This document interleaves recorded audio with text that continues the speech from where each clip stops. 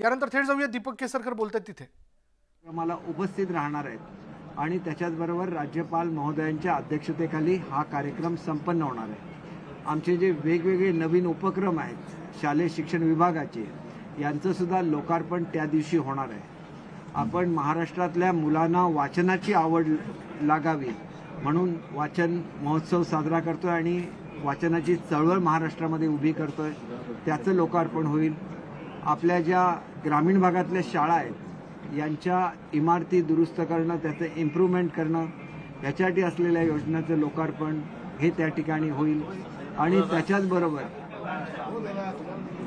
आपण kitchen garden हे जे ज्याप्रमाणे ग्रामीण भागामध्ये आपण ही स्कीम इंट्रोड्यूस करतोय आणि त्याच्याचबरोबर मुंबईसारख्या शहरामध्ये टेरेसवर हे किचन गार्डन होईल आणि त्याच्यामध्ये जो भाजीपाला भाजीचं पीक विद्यार्थी घेतील त्याचा वापर त्यांच्या मिड डे मीलसाठी सुद्धा करता येईल. अशा रीतीच्या अनेक योजना या 5 तारीखला 11 वाजता त्यांचं लोकार्पण होईल. आणि महाराष्ट्रामधील सुद्धा जे उद्योग समूह आहेत ते सुद्धा शाळांच्या या नूतनीकरणामध्ये सहभागी होतील अशी मी अपेक्षा करतो. सर्व ज्या प्रमुख शाळा आहेत त्यांच्या प्रिन्सिपलना सुद्धा त्या ठिकाणी बोलवलेलं आहे आणि त्याच्यामुळे एकंदरीतच शाळांचा कायापालट करणाऱ्या योजनेचं नाव मुख्यमंत्री माझी शाळा सुंदर शाळा असं आहे. आणि मुख्यमंत्री महोदय स्वतः मुलांशी संपर्क साधणार आहेत. प्रत्येक मुलाला ते पत्र लिहिणार आहेत आणि मुलांमध्ये जागृती होईल. मुलं अधिक हुशार होतील आणि मुलांमध्ये कॉम्पिटिशन होत असतानाच शाळांचा दर्जा सुद्धा सुधारेल अशी अपेक्षा आहे. आणि याचं प्रसारण हे प्रत्येक शाळेमध्ये सुद्धा 5 तारीखला केलं जाईल. ठाकरेंना न्याय लागू होईल का? त्यांच्या मुख्यमंत्र्यांच्या अपशब्द प्रकरणी तुम्ही काही कारवाईचा विचार करत आहात का? हे बघा, मुख्यमंत्र्यांबद्दल असं बोलायचं नाही हे त्यांना स्वतःला समजलं पाहिजे. आपल्याला माहिती आहे की मुंबईचे माजी महापौर जे दळवी आहेत त्यांच्यावर पोलिसांनी कारवाई केलेली आहे. शेवटी मुख्यमंत्री हा कुठल्याही पक्षाचा नसतो. मुख्यमंत्री हे महाराष्ट्राचं प्रमुख पद आहे आणि त्याच्याबद्दल कोणीही चुकीचं बोलता कामा नये. हे सर्वांना लागू होतं आणि कोणी चुकीने बोललेलं असेल तर ते दिलगिरी व्यक्त करू शकतात. राजकारणाची पातळी खालावलेली आहेच. फक्त आमच्या मुख्यमंत्री महोदयांचं मन मोठं आहे म्हणून त्यांनी या संदर्भात काही कारवाई केलेली नाही.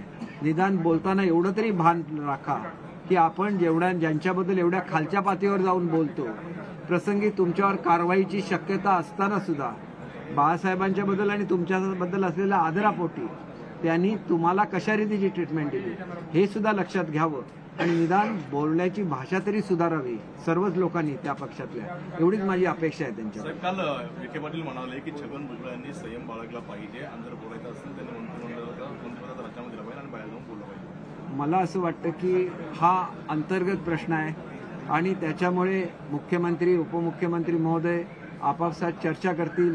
ते ज्येष्ठ मंत्री आहेत त्यांच्याशी चर्चा करतील. हा विषय हा मंत्रिमंडळाने घेतलेला निर्णय असल्यामुळे सर्वांनी तो पाळावा असं मंत्रिमंडळाचे सदस्य म्हणून आमची अपेक्षा आहे. लोकसभा निवडणुका झाल्यानंतर कॅबिनेटनंतर देखील छगन भुजबळ बाहेर जाऊन सभा घेतात आणि सरकारच्या विरोधात देखील बोलतात आणि ज्या पद्धतीनं ते बोलतात की आता विखे पाटील बोलले आयोग आहे ते रद्द करण्यात समिती रद्द मंत्री त्यांना सरकारचे निर्णय मान्य नाही. एक गोष्ट अशी आहे की शिंदे आयोग नेमण्याचा निर्णय हा पूर्ण मंत्रिमंडळाने एकमताने घेतलेला होता आणि त्याच्यामुळे त्याबाबत काही बोलणं योग्य अयोग्य हे त्यांनी ज्येष्ठ मंत्री म्हणून ठरवावं. त्यांच्याबद्दल मी काहीही बोलणार नाही. शेवटी ते आमच्या मंत्रिमंडळाचे ज्येष्ठ मंत्री आहेत आणि त्याच्यामुळे आदरणीय मुख्यमंत्री महोदयांनी आपली बाजू स्पष्ट केलेली आहे की ओबीसी आरक्षणाला कुठलाही धक्का न लावता मराठा आरक्षण देण्यात येईल आणि त्याच्यामुळे याच्याबद्दल काहीही बोलणं आजच्या स्थितीमध्ये चुकीचं आहे. ओबीसी समाजावर कुठलाही अन्याय होणार नाही याबाबत आमचं सरकार ठाम आहे आणि त्याच्याचबरोबर मराठा समाजाला स्वतंत्र आरक्षण देण्याच्या संदर्भात सुद्धा आमचं सरकार ठाम आहे. लोकसभा निवडणुकीच्या कॅबिनेटमध्ये झालेला होता.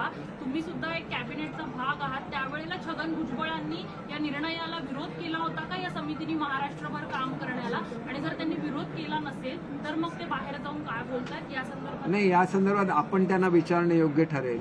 कारण कॅबिनेटमध्ये काय चर्चा होते ते आम्हाला बाहेर सांगता येत नाही. मी आपल्याला सांगितलेलं आहे की शिंदे समिती नेमण्याचा निर्णय हा कॅबिनेटने एकमताने घेतलेला होता. याच्या पलीकडे मी काही सांगू शकत नाही. आणि त्याच्यामुळे शिंदे समितीने जी मागणी पहिली होती मराठा समाजाची ती मान्य झालेली आहे. त्या ठिकाणी कुणबी दाखले द्यायला सुरुवात झालेली आहे. आणि त्यानंतर सुद्धा सभा घेणं किंवा वातावरण तापवणं हे योग्य नाही. त्याच्यामुळे ज्याप्रमाणे ओबीसी नेत्यांनी सुद्धा आपलं आंदोलन थांबवलं पाहिजे त्याप्रमाणे मराठा समाजाने सुद्धा आपलं आंदोलन थांबवलं पाहिजे. कारण त्यांची एक मागणी मान्य झालेली आहे. आणि दुसरी जी मागणी आहे ती मराठा समाजाला आरक्षण देण्याच्या संदर्भातली आहे. आणि हे आरक्षण हे ओबीसी आरक्षणाला कुठलाही धक्का न लावता दिलं जाईल याची मी आपल्याला खात्री देतो. लोकसभा निवडणूक कुठेतरी अजित पवारांना साईडलाईन केलं जाईल असं वक्तव्य. हे बघा, असं आहे की आपल्याबरोबर आता कोणीही शिल्लक नाही. मग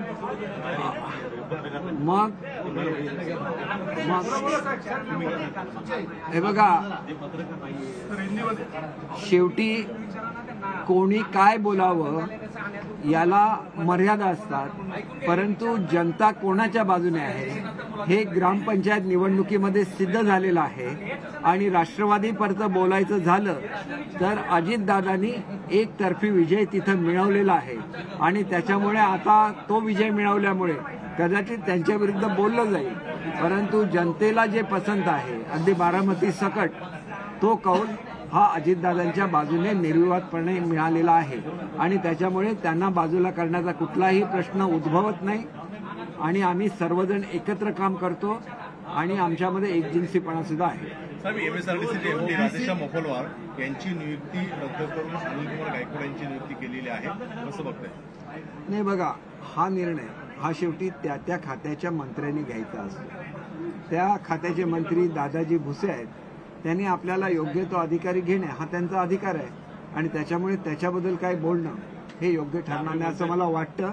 परंतु मोपलवार साहेबांच्या काळामध्ये समृद्धी महामार्गाचं मोठं काम, ज्याला एक आयकॉनिक प्रोजेक्ट म्हणता येईल असं काम पूर्ण झालेलं आहे. ते एक एफिशियंट ऑफिसर आहेत. त्याच्यामुळे त्यांनी महाराष्ट्राची जी सेवा केलेली आहे त्याच्याबद्दल त्यांचं कौतुक आहे. दानवे म्हणतात मोपलवार काय सरकारची जावं येतं. शाळा बंद झाल्या.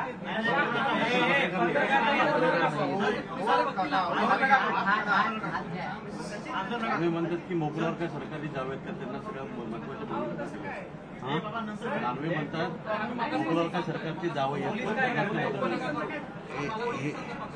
हे बघा, याच्यामध्ये असं आहे की